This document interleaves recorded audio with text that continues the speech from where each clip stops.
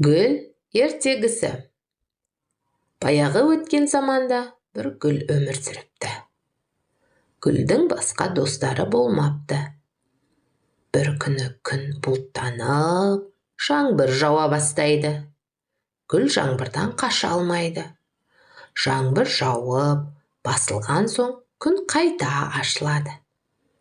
Кейін гүлдің көңілі көтеріліп, қуанады.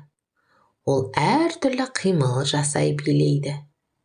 Бір кезде оның басындағы тұқымы жерге себіледі.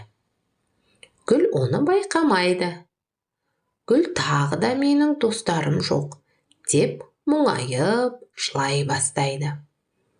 Қарап тұрған күннің көзі жабылып, тағы да жаңбыр жауады. Жаңбырдан соң гүл жан-жағына қараса, кішкентай гүлдердің шыға бастағанын көреді. Гүл: «Енді менің достарым көбейді, алақай!» деп қуанады. Содан бері әртүрлі гүлдер жерге шыға бастапты деседі.